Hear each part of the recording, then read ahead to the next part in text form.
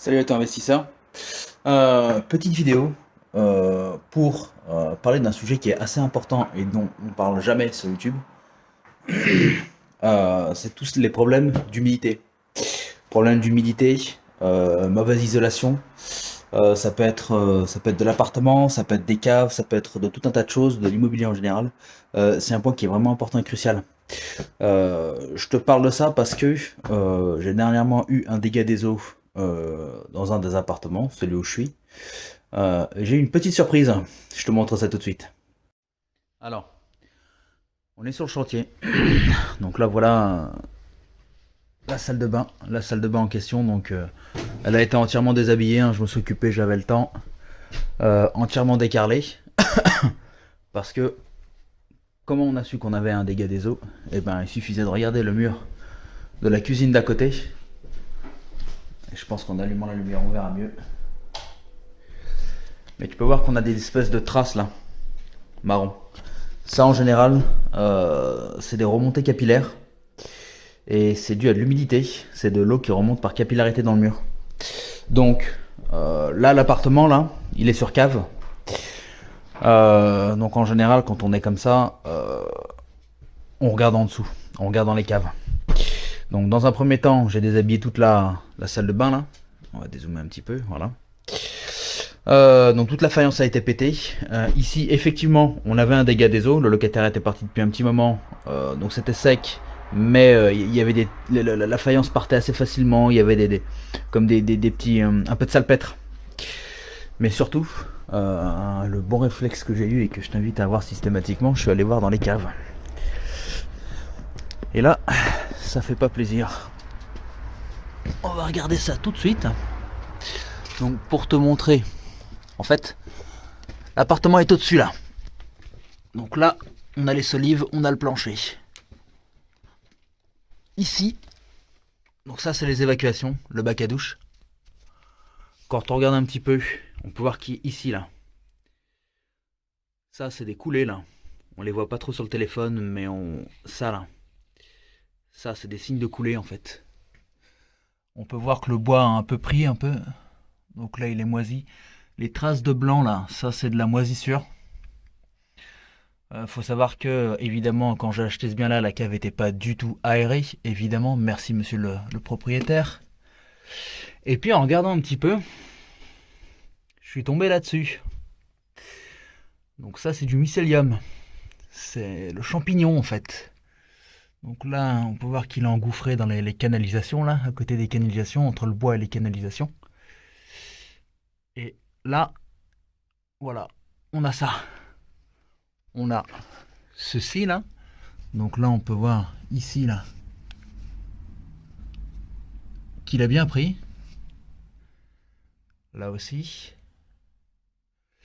Et quand on regarde de l'autre côté de la paroi, là, on a une petite surprise. Et voilà, notre ami le champignon. Alors, là, rien de grave, hein, puisque je m'en suis rendu compte très rapidement. Le bois est bon là. Hein. Vous voyez, quand on fait ça, le bois tient, c'est nickel. La solive, là, c'est la poutre, elle est parfaite, elle tient très bien. Donc c'est tout récent. Un des trucs qui me fait penser que c'est une mérule, c'est ça là. Ça fait comme des ramifications en fait. Le champignon. Alors j'ai fait passer deux experts. Il y en a un qui me dit que c'est de la mérule, l'autre il me dit que c'est pas de la mérule. J'en attends un troisième. Et, et pour le traitement, on va voir comment ça se passe. Je vais d'ailleurs t'en parler tout de suite. Alors, pour le traitement de la mérule.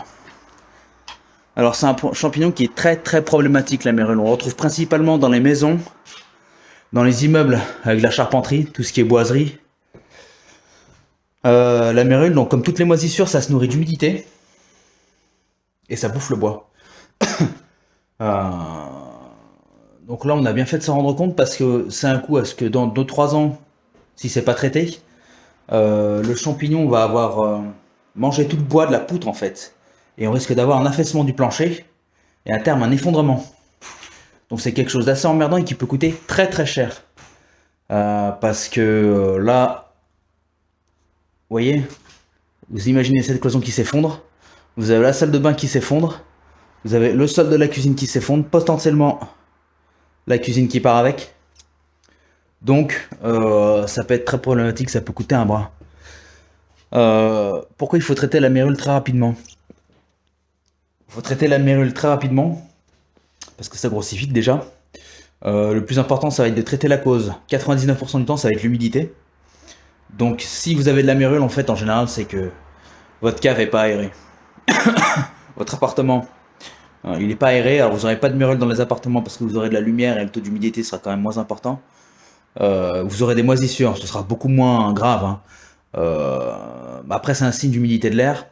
Maintenant, pour traiter la mérule, ça c'est une autre paire de manches. La mérule, c'est un champignon qui s'insinue partout, qui s'immisce partout, pardon. Là, vous voyez, il y a du carrelage. Juste en dessous, il y a la mérule, comme je viens de vous le montrer. Alors, il y a deux manières de faire.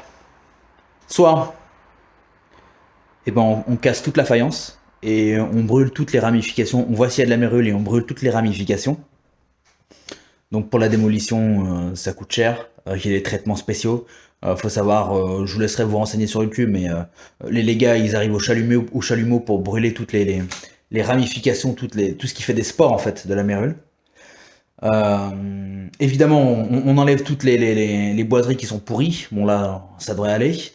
Et il faut les remplacer. Il faut aussi traiter. Donc là, pour le traitement, il y a du traitement en surface où ils vaporisent en surface du bois, et aussi un traitement en profondeur où ils percent. Ils vont percer toutes les planches, tout le bois, toutes les boiseries en fait, pour injecter une solution anti-mérule. Donc ça c'est la première solution. C'est la solution la plus classique et qui coûte extrêmement cher. Pourquoi? Parce qu'il y a la démolition, il y a le traitement. La démolition ça coûte un bras. Un chantier comme ça, alors j'ai pas encore eu de devis, mais à mon avis, rien que la partie démolition, hein, je parle pas de la partie rénovation. La partie démolition, on peut en avoir pour 5000 balles, à mon avis, sans trop de difficultés. Je vous donnerai des infos sur les devis. Et après, il y a la partie rénovation. Là, c'est une partie rénovation classique, hein. Donc là, on peut voir que on va avoir toute la dalle, une partie du réglage qui va être à refaire, potentiellement du carrelage. Alors, il va falloir retrouver les mêmes carreaux, ou alors on met le réagrège à niveau, puis on met du parquet flottant, ce qui risque d'être moins cher si on n'a plus de carrelage. L'autre solution sur laquelle je suis en train de me pencher, c'est le traitement à l'air chaud. Le traitement à l'air chaud, alors déjà il faut savoir que la mérule c'est un champignon qui à 50 degrés, 53 je crois, elle meurt en fait. Quand elle est exposée à des températures telles pendant un certain laps de temps, elle meurt. Donc le jeu, c'est de faire venir un espèce de groupe à fuel. Alors je sais pas comment ça se passe, j'ai pas encore vu, je vous montrerai si besoin. Je crois qu'ils isolent le logement. Évidemment ils coupent le gaz et ils s'assurent qu'il n'y ait pas de fuel. On isole le logement, on isole la partie à traiter, la pièce, et on amène un espèce de gros tuyau qui est relié au groupe. Et on chauffe la pièce à 53 degrés, enfin plus de 50 degrés pendant 16 heures je crois. Pas de destruction, pas de rénovation. Là, il y aura de la rénovation, mais parce que de l'autre côté, c'est la salle de bain.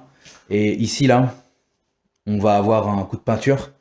Donc, j'attends de voir les devis. Et puis, je vous renseigne très rapidement. Et faites gaffe à vos logements. Aérez les logements. Comme je vous ai dit, c'est super important. A plus.